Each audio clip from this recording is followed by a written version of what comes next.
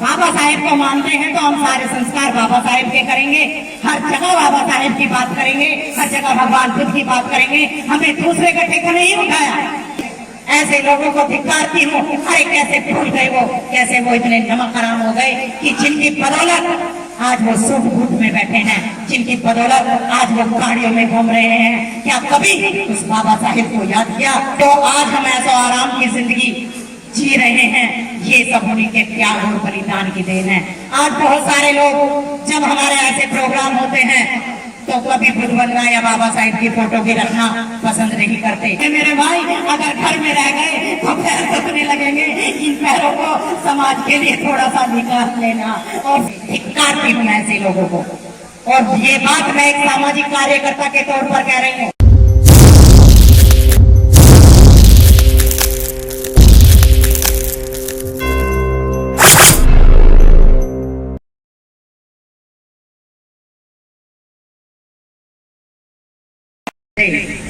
हरेंद्र सिंह जी, उनको बहुत बहुत मुबारकबाद देते हुए, उनके पूरे परिवार को बहुत बहुत मुबारकबाद देते हुए, साथ ही उन माँ बाप को याद करते हुए जिन्होंने इन्हें जन्म दिया, उस पिता को याद करते हुए जिन्होंने इन्हें मार्ग पर चलने लायक बनाया,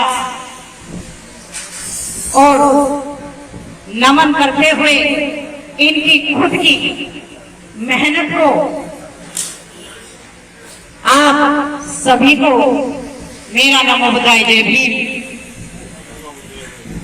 आज जो ये पावन अवसर इनके जीवन में या हमारे परिवार में आया है तो ये बहुत खुशी की बात है, क्योंकि बहुत सारे लोग ऐसे भी होते हैं कि जो इस शुभ अवसर को देख ही नहीं पाते। तो ये बहुत शुभ अवसर हमारे परिवार में आया।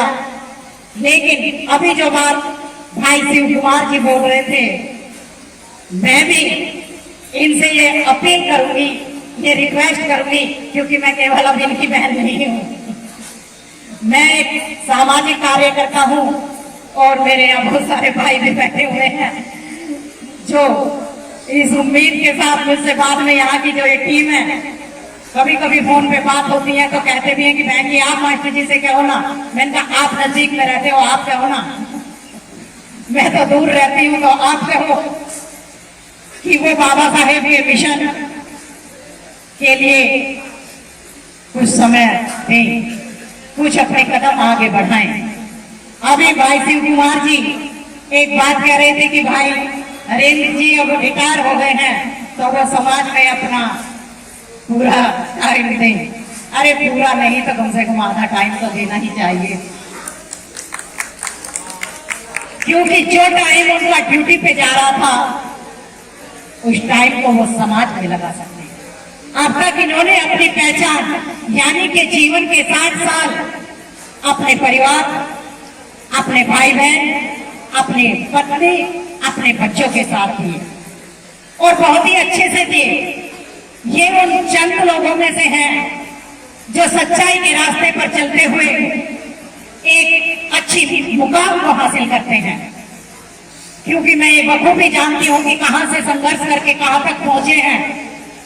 इन्होंने कभी झूठ नहीं बोला। जो भगवान बुद्ध के धम्म का पहला शील आता है, पाणातिपाता वेरमणि सिक्खापदं समादयामि, इन्होंने बखूबी निभाया।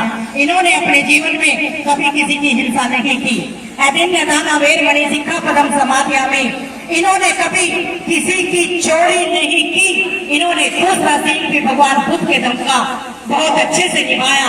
इनसे जो बना इन्होंने दूसरों को दिया, लेकिन कभी भी इन्होंने बिना दिए किसी की चीज को, जहां तक मैंने जाना है, पूरा परिवार मोहल्ले वाले, इनके जानने वाले सब जानते होंगे कि बिना दिए हुए इन्होंने किसी भी वस्तु को हाथ नहीं लगाया। तो भगवान बुद्ध के जो धम्म का दूसरा शील है वो भी इन्होंने बखूबी निभाया।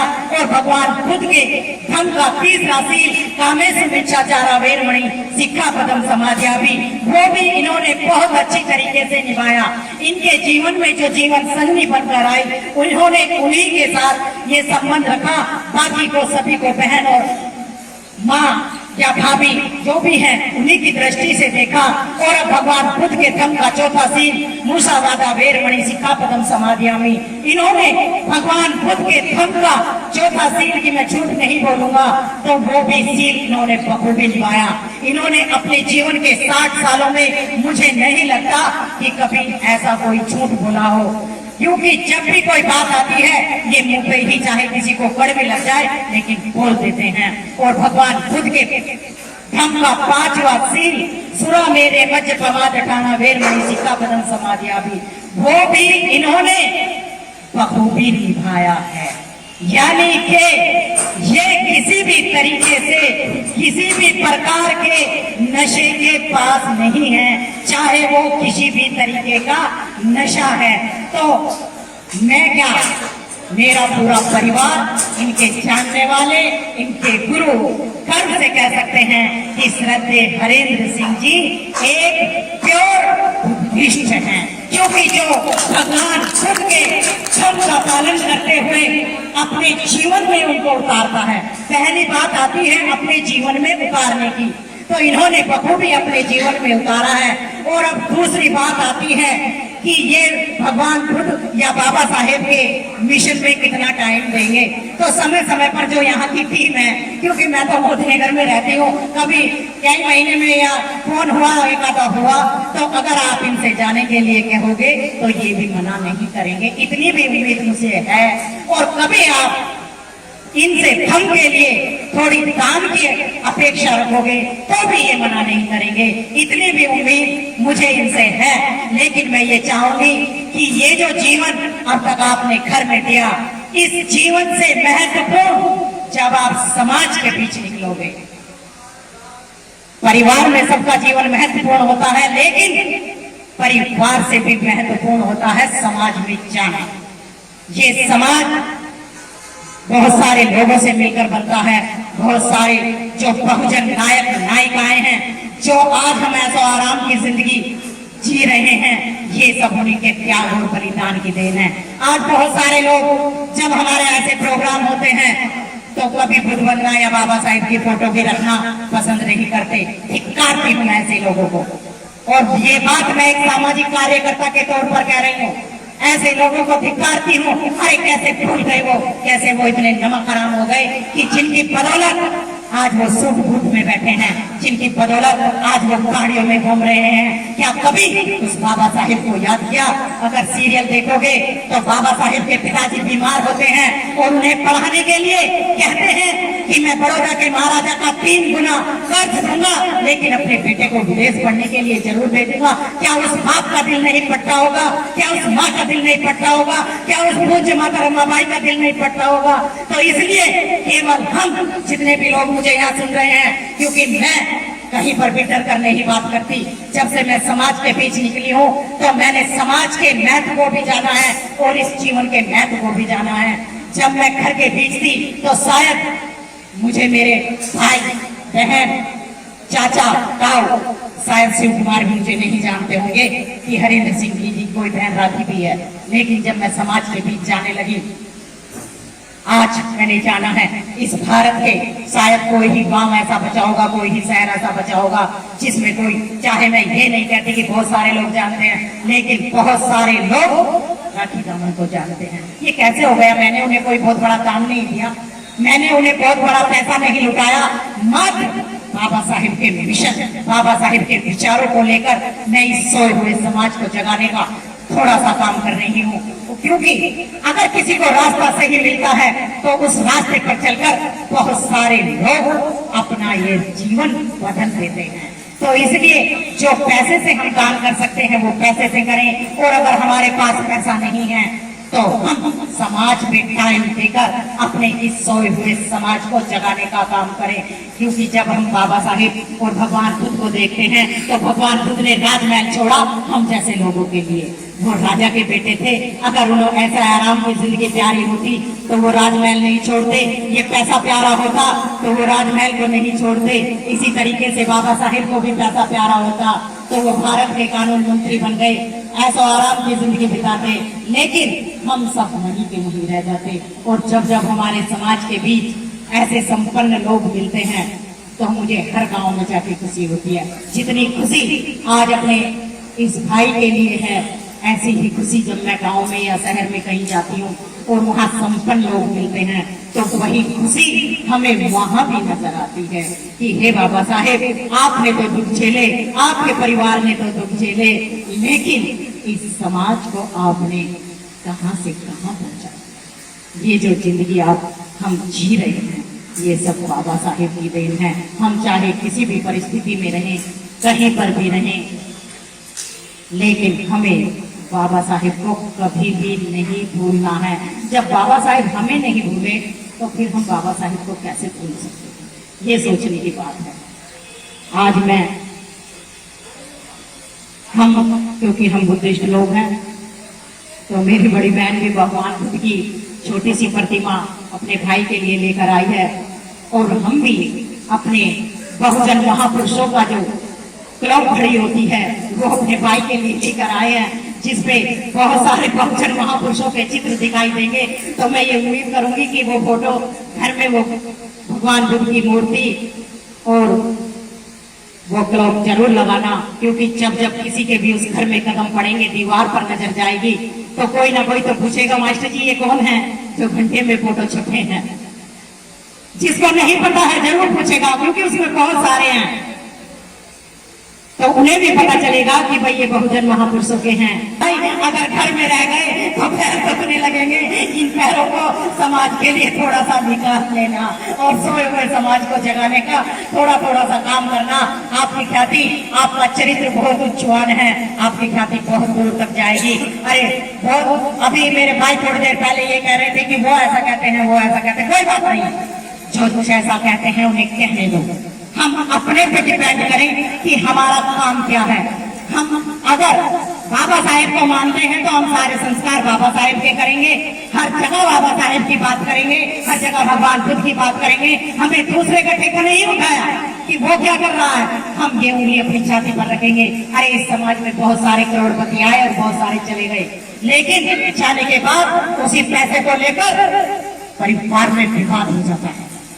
तो इसलिए हमें ऐसी कोई भी बात नहीं करनी है।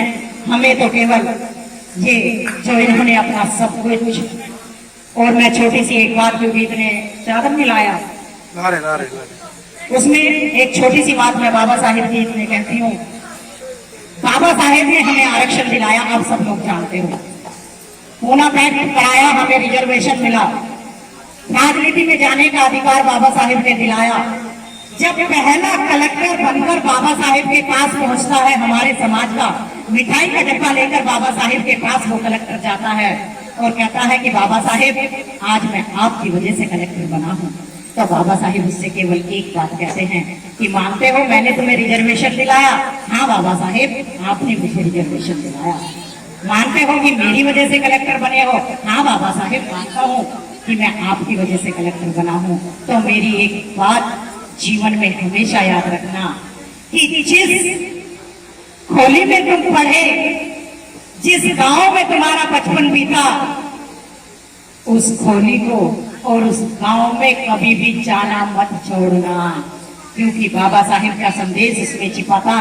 बाबा साहेब इससे कह रहे थे, उसने पूछा कि क्यों बाबा साहेब, आपको मुझे सरकारी बंगला मिलेगा, मैं उस छोटी सी चाल का क्या करूंगा, मैं उस छोटी सी झोपड़ी का क्या करूंगा? तो बाबा साहेब ने उसे कहा कि बैठ, मैं तुझे बताता हूँ कि तू उस रोटी का क्या करेगा। अरे जब तू बड़ी नीली पत्ती की गाड़ी में बैठकर जब तू अपने उस गाँव में जाएगा, अपने उस मोहल्ले में जाएगा, तो वहाँ जो महिलाएं कोई कपड़े धो रही होगी, कोई गोबर फास रही होगी, कोई खाना बना रही होगी, कोई अपने छोटे से बच्चे को नहला रही होगी, जब तो नीली पत्ती की गाड़ी से उतरकर अंदर अपने उस छोटी सी झोपड़ी में जाएगा, तो वही महिला कहेंगी कि देखो ये उसका बेटा है, ये यही इसी खोली में रहता था, ये देखो उसका भाई है, ये बड़ी मेहनत के साथ पढ़ता था, ये देखो इसे हमने भी कभी खाना खिलाया था, ये देखो हमने इसे कभी चाय पिलाई थी, और आज ये अपनी मेहनत और बाबा साहिब के कारण एक कलेक्टर बन गया है। और जो महिलाएं और पुरुष होंगे तो तुम्हें देखकर अपने उन बच्चों को प्रेरणा देंगे कि जब ये बन सकता है कलेक्टर तो तुम क्यों नहीं बन सकते। अरे तुम भी ऐसे ही पढ़े लिखो, ऐसे ही काम करो। तो मैं इस बात को ये भी कहूंगी कि अपने गांव में समय समय पर जाते रहो और जो तुम्हारी मिसाल बनी हुई है, जो तुम्हारा उच्च चरित्र बना हुआ है, जो तुम्हारा लेवल ऊंचा बना हुआ है, हमें दूसरे के लेवल से कभी भी अपने आप को नहीं आंकना चाहिए। हमें अपने लेवल से अपने आप को जाना चाहिए। समय समय पर तुम वहां पर जाते रहो ताकि उस गांव के बच्चे या पड़ोस के बच्चे तुमसे सीख लें कि ये देखो यही इस घर में रहते थे, लेकिन आज ये अच्छे मार्ग पर चले तो ये आज ऐशो आराम की जिंदगी बिता रहे हैं, आज खुशियों से ये। और आज एक लाइन में इस खुशी के मौके पर कह देती हूँ, आज यहाँ हम सब मिलजुल कर खुशी में नाचे गाए। आज यहाँ हम सब मिलजुल कर खुशी में नाचे गाए। पार्टी मनाए अपने भाई की, पार्टी मनाए, पार्टी मनाए अपने भाई की, पार्टी मनाए। आज यहाँ हम सब मिलजुल कर खुशी में नाचे गाए। पार्टी मनाए अपने भाई की, पार्टी मनाए। और मैं अपने पिता को कभी नहीं भूलती तो एक लाइन उन्हीं के चरणों में भी देती हूँ। दिसंबर का राज दुलारा आया हम सबका बनकर सहारा।